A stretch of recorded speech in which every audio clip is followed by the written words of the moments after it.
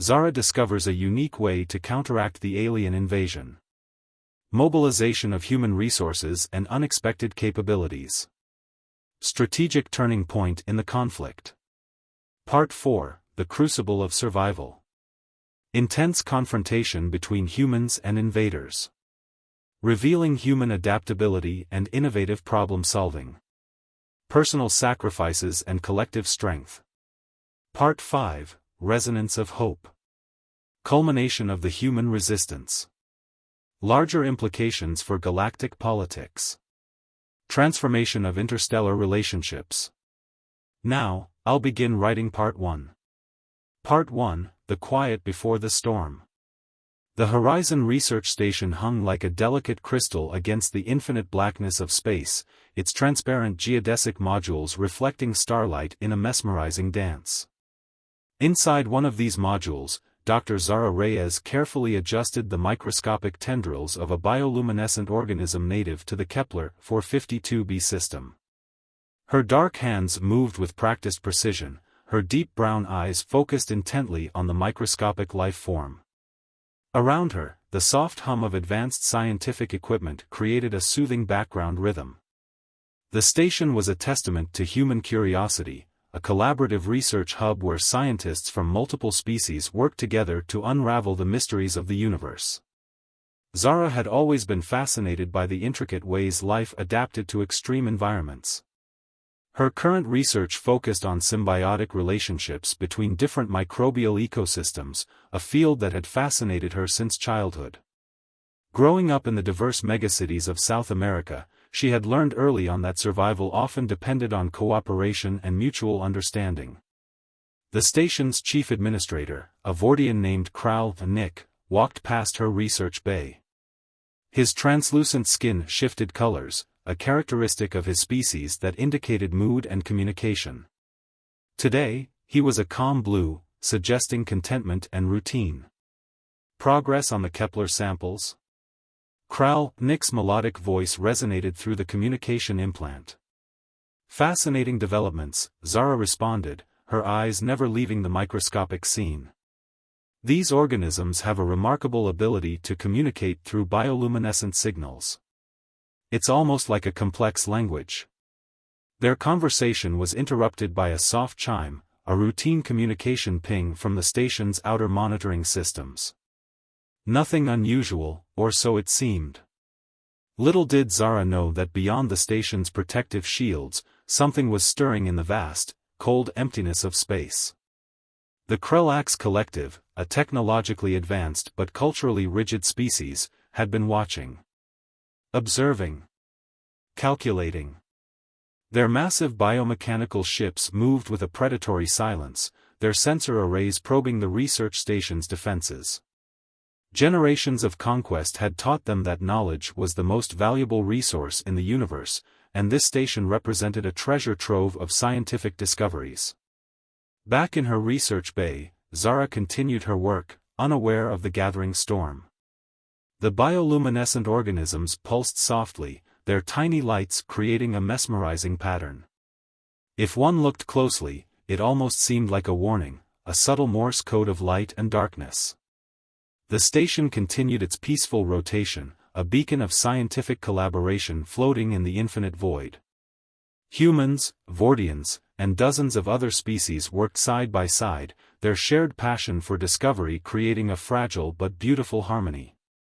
But harmony, as Zara would soon learn, was a delicate construct. And some forces in the universe were about to test its limits. A distant alarm, almost imperceptible, began to pulse. So soft that most would miss it. But not Zara. Her years of scientific training had made her sensitive to the slightest anomalies. She looked up, a sudden chill running down her spine. Something was coming. Breach of trust. The first sign of trouble came as a subtle vibration, so slight that most would have dismissed it as a minor system fluctuation. But Zara Reyes knew better. Her fingers froze mid-motion over the bioluminescent sample, the microscopic organisms suddenly seeming to pulse with an urgent rhythm. Kral Nick's translucent skin shifted from calm blue to a mottled gray of anxiety. The station's communication systems crackled with a sound that was neither human nor alien, a mechanical interference that spoke of something fundamental being disrupted. "Incoming unidentified vessels," the station's AI announced, its typically calm voice holding an unprecedented edge of concern. Multiple contact points. Defense protocols initiating. Zara's training kicked in. As a senior xenobiological researcher, she had completed multiple emergency response protocols. Her hands moved swiftly, securing delicate samples and activating protective containment fields around her most critical research. The first wave of the Krelax attack was nothing short of surgical. Their biomechanical ships moved with a precision that suggested more than mere technological superiority. This was a calculated invasion designed to minimize resistance and maximize information extraction. Viewport shields began to shimmer and distort. Dr. Ravi Patel, a quantum physicist from the station's engineering section, rushed into the research bay. His normally pristine lab coat was slightly disheveled, a testament to the sudden chaos. "They're targeting our communication arrays," Ravi explained, his voice tight with controlled panic. "But it's not a standard attack. They're using some kind of quantum disruption technology that's blocking our distress signals." Nick's communication implant flickered. "Collective defense protocols," he muttered, his skin now a swirling pattern of defensive gray and angry red. "The Krelax haven't launched a direct assault like this in over a century." Zara's mind raced. The Krelax were known for their information warfare. They didn't just conquer territories, they systematically stripped knowledge from the civilizations they encountered. Every research station was a potential gold mine of scientific discoveries, technological innovations, and strategic intelligence. The station's internal defense systems began to activate. Automated security protocols sealed critical sections, creating a series of defensive compartments designed to slow down any potential boarders. But Zara could see through the station's transparent modules. The Krelax ships were unlike anything in their previous encounter logs. Massive biomechanical constructs that seemed to blend organic technology with something far more sinister, they moved with a fluid grace that defied conventional understanding of spacecraft mechanics. Their outer hulls shifted and pulsed, adaptive camouflage that made them almost impossible to target precisely.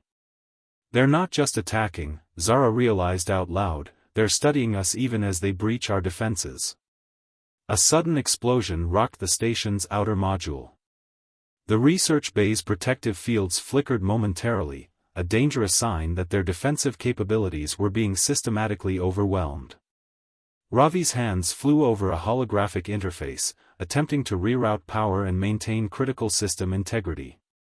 "Our quantum encryption is holding, but only just. They're using a distributed attack matrix that's breaking through our most advanced defensive algorithms." Nick's normally composed demeanor cracked. "They know exactly where to strike. This isn't a random attack, this is a precision invasion." As if to punctuate his words, a section of the station's outer hull began to dissolve. Not explode, not break, but literally dissolve, as if being consumed by some advanced molecular disintegration technology. Zara watched in a mixture of scientific fascination and growing dread. The Krelax weren't just attacking the station.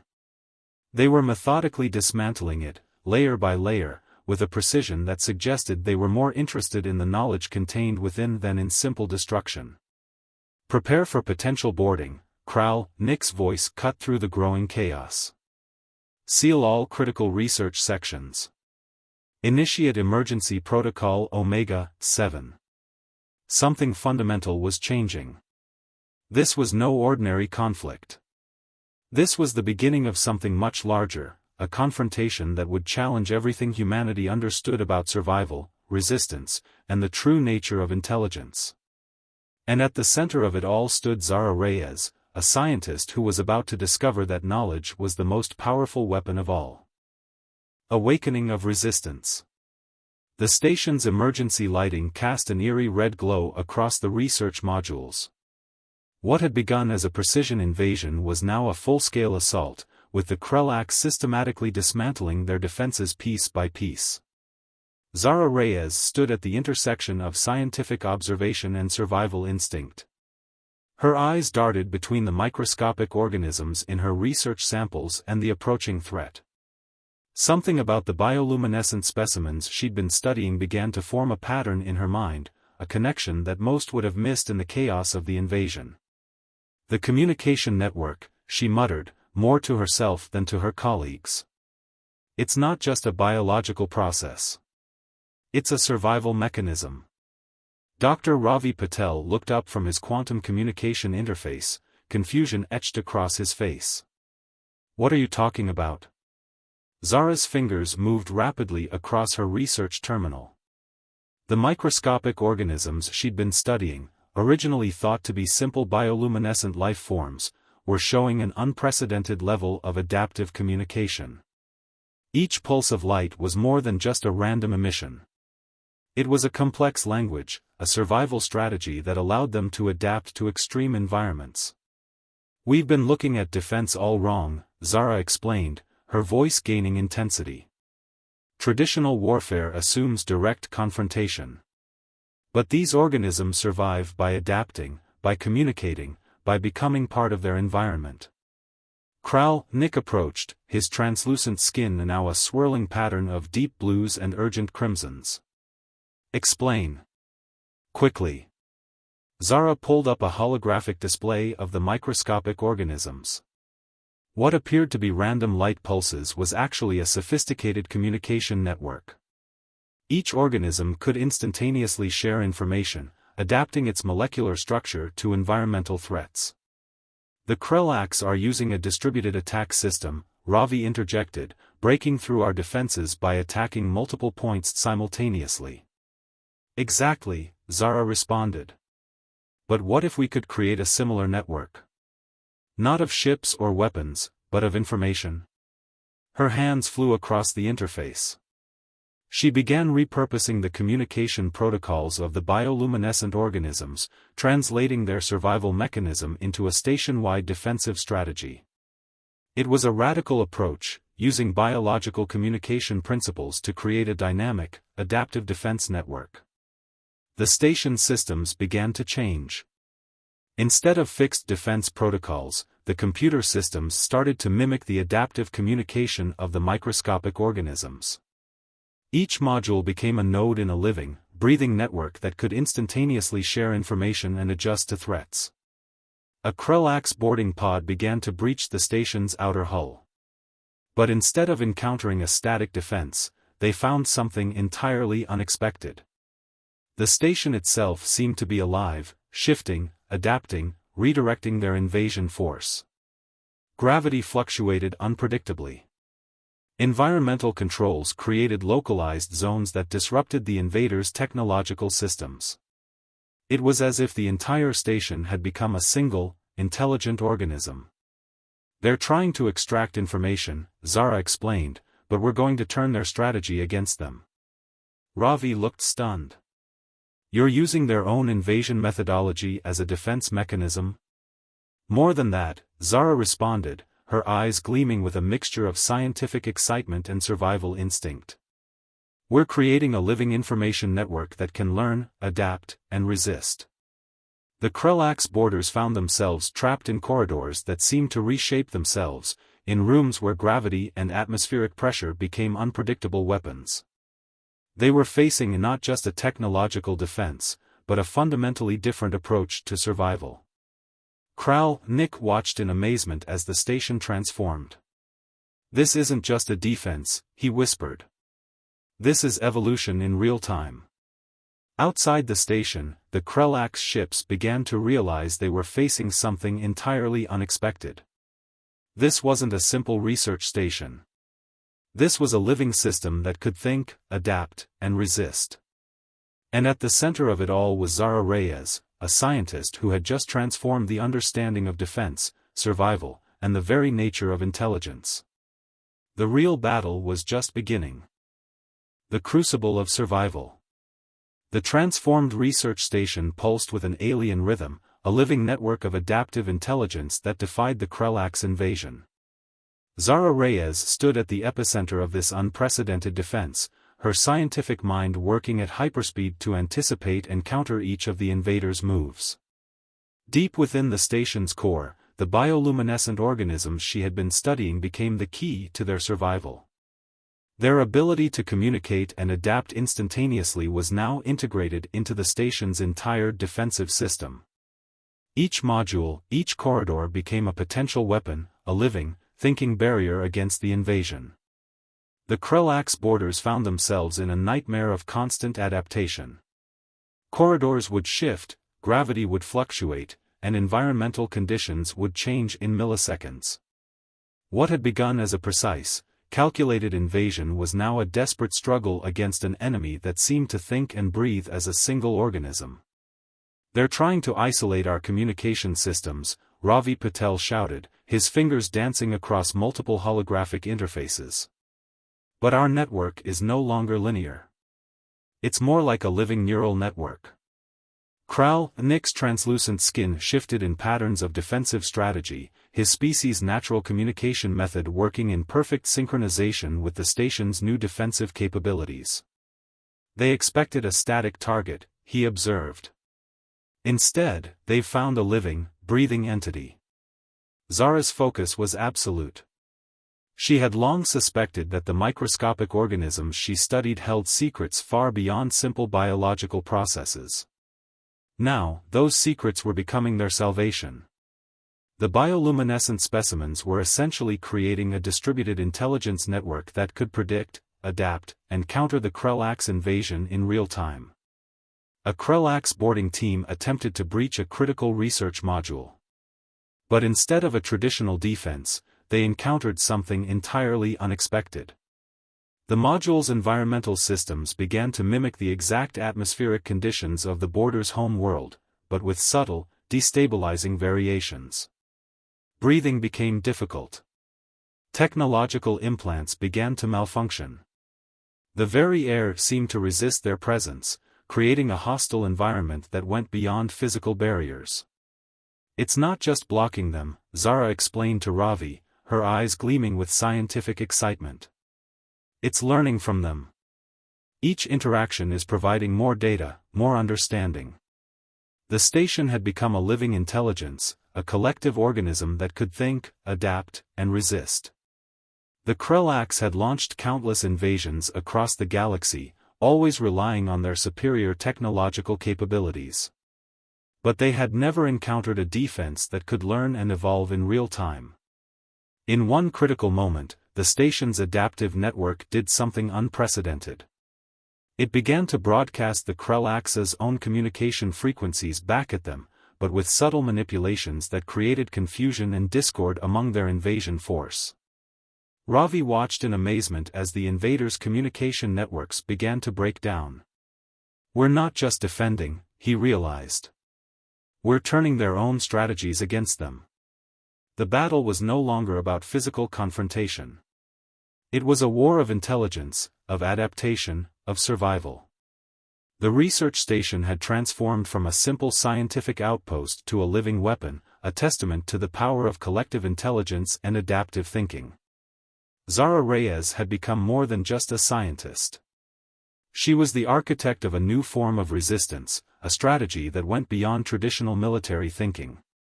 Her understanding of the microscopic organisms had revealed a fundamental truth about survival, that true strength lies not in resistance, but in adaptation. As the Krelax invasion force began to falter, something remarkable happened. The station's adaptive network began to communicate with the invaders in their own language, but with a crucial difference. It was offering a choice: retreat or face complete systemic breakdown. The crucible of survival had revealed humanity's most powerful weapon, the ability to learn, to adapt, to transform in the face of overwhelming odds. And this was only the beginning. Resonance of hope. The aftermath of the Krelax invasion was unlike anything the galactic community had ever witnessed. What began as a potential extinction event had transformed into a pivotal moment in interstellar relations, with the Horizon Research Station at its epicenter. Zara Reyes stood before the Galactic Diplomatic Council, her once pristine research uniform now bearing the subtle marks of their incredible survival. The holographic chamber hummed with anticipation, representatives from over 127 different species leaning forward to hear her testimony. "It was never about fighting," she began, her voice calm and measured. "It was about understanding." The events of the past solar cycle had sent shockwaves through every known civilization. The Krelax, a species long considered the most technologically advanced invasion force in the galaxy, had been defeated not by superior weaponry, but by an entirely new approach to survival. Dr. Ravi Patel presented the technical analysis. The station's adaptive network, born from Zara's research into microscopic bioluminescent organisms, had created a living defense system that was more than just a technological marvel. It was a demonstration of a fundamental principle of survival that transcended traditional understanding of warfare. Kral Nick, now representing the station's collaborative research team, explained how the defense mechanism worked. "We didn't create a weapon," he emphasized, his translucent skin shifting in patterns of diplomatic nuance. "We created a communication system that could understand, adapt, and ultimately negotiate." The most remarkable aspect was what happened after the initial confrontation. The station's adaptive network had not destroyed the Krelax invasion force. Instead, it had communicated with them on a level that went beyond traditional language, a level of understanding that exposed the fundamental motivations behind their aggressive expansion. The Krelax, it was revealed, were not simply conquerors. They were a species driven by a desperate need for resources, for understanding, for survival. Their invasions were a result of profound ecological challenges in their home systems, a truth that had been masked by centuries of aggressive expansion. Zara's research had inadvertently created something far more powerful than a defense mechanism. It was a bridge of understanding. Representatives from the Krelax home worlds sat in stunned silence as the full implications became clear. Their most advanced invasion force had been neutralized not through destruction, but through complete systemic communication and adaptation. "We offer an alternative," Zara said, presenting a comprehensive research proposal. "A collaborative approach to resource management and ecological restoration that addresses the fundamental challenges driving your expansion." The diplomatic chamber fell silent. What had begun as a potential galactic conflict was transforming into an unprecedented opportunity for cooperation. Ravi's additional research revealed that the adaptive communication network they had developed could be applied to ecological restoration, resource management, and interspecies communication. It was a technology that could potentially solve some of the most significant challenges facing multiple civilizations. The Krelax diplomatic representatives, their traditional postures of aggression now replaced by a mixture of confusion and hope, began to engage in dialogue. The station's adaptive network had done what centuries of diplomatic negotiations had failed to achieve, it had created a genuine path to mutual understanding. As the diplomatic session concluded, Zara realized they had discovered something far more important than a defense mechanism. They had found a new way of thinking about survival, about communication, about the very nature of intelligence. The galaxy would never be the same. Outside the diplomatic chamber, the Horizon Research Station continued its gentle rotation, a silent testament to the power of understanding, adaptation, and hope.